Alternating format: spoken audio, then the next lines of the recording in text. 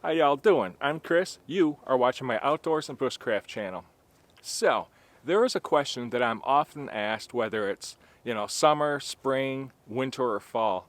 Uh, I'm usually asked the same question, and that is, how do I find good tinder sources throughout the landscape? And let me tell you, there are tons and tons of, pretty good tinder sources just waiting to be taken advantage of. Right now it's winter, it's February, and this is a really good time of year for finding tinder because everything's kind of done growing. It's nice and dry, it's been weathered. So, if you're curious about how to find tinder in a snowstorm, I've got a video all about that. I've got a video about finding tinder while it's been raining steady for 48 hours. And I've even got a summer tinder video, but I don't know if I published that one. So today we're going to look for nice, viable, dry tinder sources for taking a spark from flint and steel or a ferro rod or just any old fire making. Let's get started, huh? Before I get too far into this video, let me give you a broad idea of the habitat I'm in right now. This is, a great big lake right over here, surrounded by a deciduous forest that's got some conifers a little bit in that direction. So there's a little bit of evergreens. It's a little mixed in some spots, but predominantly it's a deciduous forest. There's shadebark hickory. There's tons of tulip trees, maples and oaks, and of course lots of beech trees. But what I'm really looking for are the transitional areas, the edges of the fields, the meadows, the edges of the lake itself, and any kind of wetlands or vernal pools, because those are good places to find bulrushes and reeds and cattails. So, there's plenty of stuff all around. Now, something I often see people do when they're looking for tinder is they march straight into the forest, often neglecting those transitional zones between forest and field, or the forest and the wetlands, and all those good spots. It's the edges of the fields that really have quite a variety of mixed tinder sources. That's where you'll find a lot of the grasses, growing around raspberry bushes and blueberries and all that good stuff. And there's lots of dried leaves, and keep in mind that when the wind blows, it brings everything across these fields and meadows, and it usually gets caught up in those transitional zones at the edges of the forests and fields where they meet.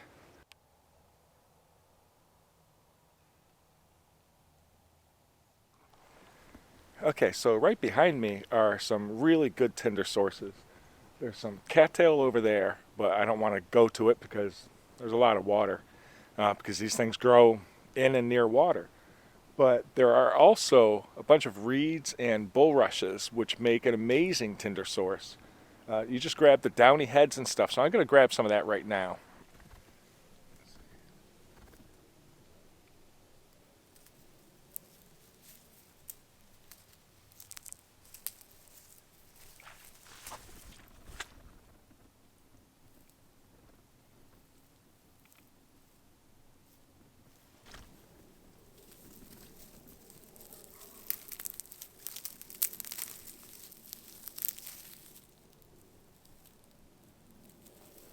Another source that's in great abundance throughout fall and winter, of course, are dried grasses.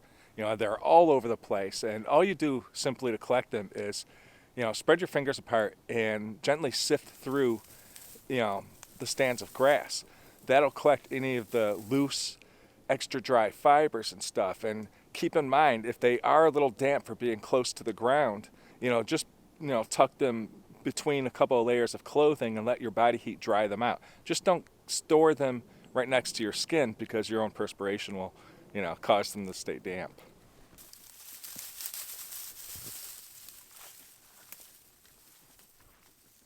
You want to try to find your tinder sources off the ground. The higher off the ground, the better. There's some good sources right over there, leaning over some of the fallen trees and trunks and stuff. But I would prefer to find stuff higher up. If that's all we got, it'll work. But there'll be better things out there. But since I'm in the forest right now, we're going to head down the path a little ways, because I'm sure to find some great tinder sources just along the path. You'll see.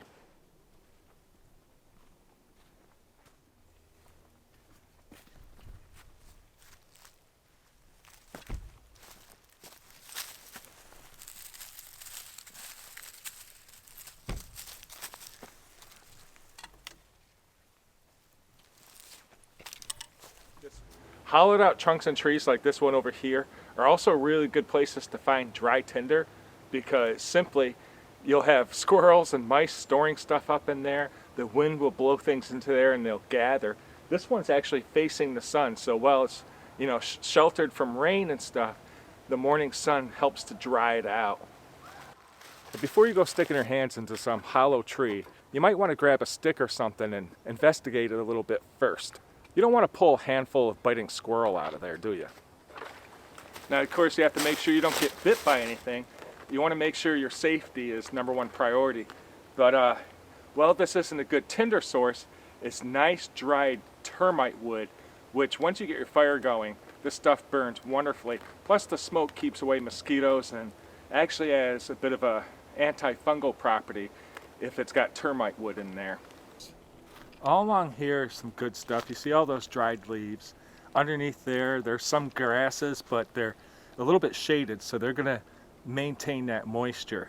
You want to find the stuff that's exposed out in the sunlight, because that'll be nice and dry.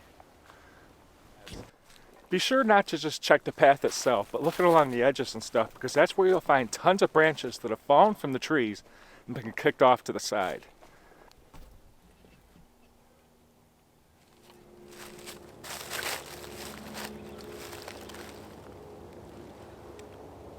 Okay, you see this stuff right here?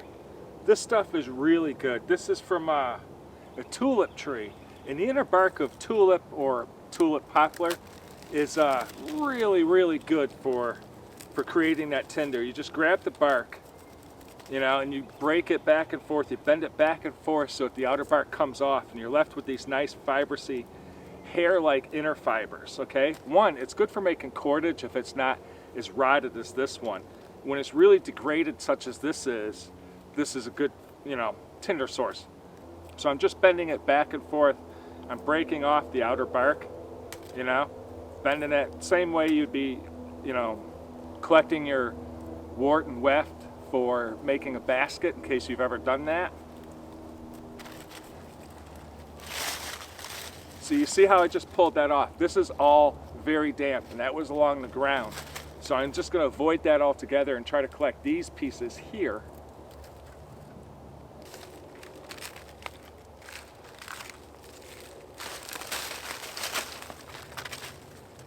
Look at that.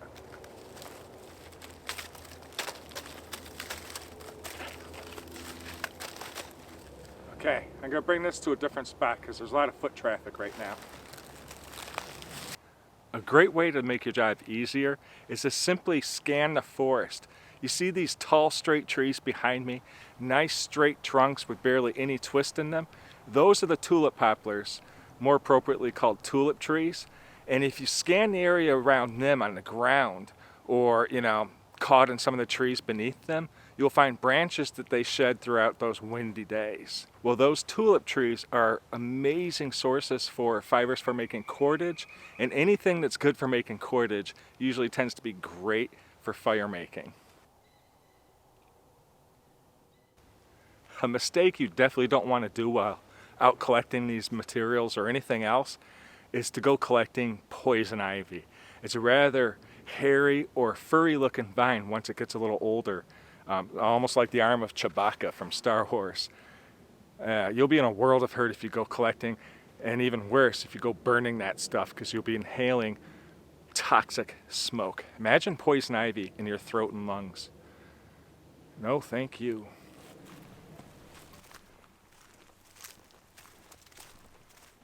This has proven to be a bit challenging. It's Sunday right now, and everybody's at the park, so I have to keep stopping. And on top of that, the sun keeps shifting, so please bear with me. Now, first thing I have to do is actually process the tinders down. I didn't actually collect a whole bunch, but it should be enough to make my point. So let's get the processing a little bit first. That's pretty simple, like I said before. You just break it back and forth. You know, bend it back and forth like that. You see how I'm doing that?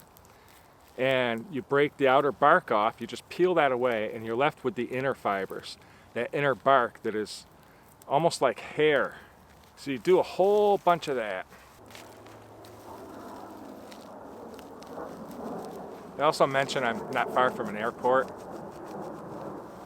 So now that I got rid of most of that outer bark, I'm just going to work it back and forth like this and just keep really fluffing it up.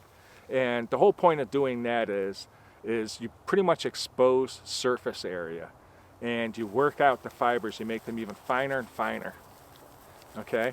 I mean, like, look at that. It's really coming out like hair. So not only does that increase the surface area, but it helps get rid of the harder fibers. You know, the bits of bark that aren't going to take a spark very well. So now that that's worked really fine and dry, I'm actually just going to pull out my ferro rod and see if this takes the spark as is. I'll do it right here.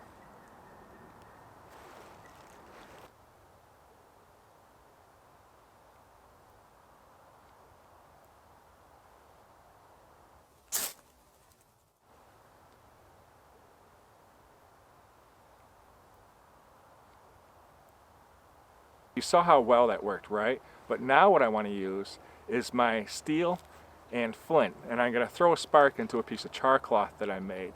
Keep in mind, I'm saving my 2 favorite tinder sources for another video, and that happens to be pulverized pine needles and, needless to say, cedar bark. That stuff is amazing. I'm probably going to refilm this video on an overcast day because this lighting's really difficult right now. So I'm just going to throw a spark into this piece of char cloth. And there you go, first strike. So there's my char cloth. I'm going to tuck that into this tinder bundle.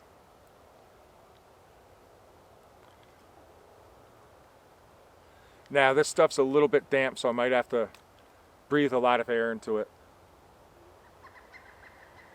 Dry it out a bit first before it combusts.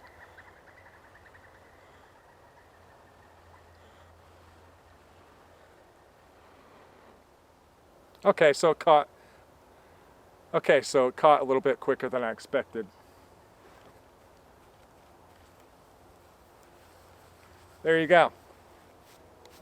So that is the inner bark of the tulip trees after a week of rain. You know, a branch that was fairly close to the ground. I pulled out the inner bark and you saw how well that worked.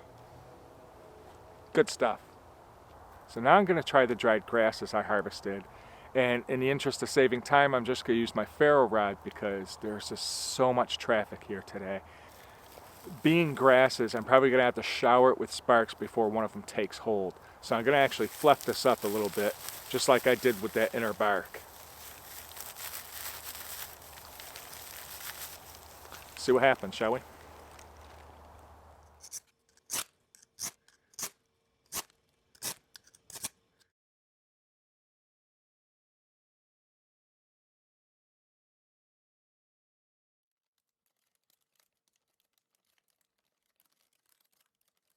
Okay, so last but not least, let's go with those Phragmites, or the reeds and bulrushes that I found.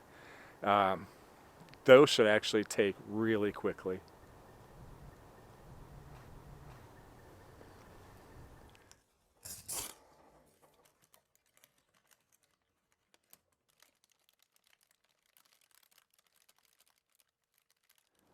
There you go. You see how amazingly they just burst into fire, don't you? You throw a spark on any of the, the dried flower heads, the bulrushes, the reeds, and even cattail fluff. When you find that, it just takes a spark so well. Imagine combining all 3 or all 4 of these tinder sources into one. You've got a great tinder bundle right there. Now, I know it's a sunny day. It was raining, it was misting and raining last night. It rained all week. But if you want to see how to find, good tinder sources while it's raining, that's another video. And like I said, I also have a video on finding tinder sources in a snowstorm. But, if there's a will, there's a way. And keep in mind, experimenting and practicing is what it's all about. The more tools you have in your toolbox, the better equipped you are. And chance favors the prepared mind. Thanks a lot for watching. I'm Chris Ignato, and I'll see you in my next video. It's going to be a long walk.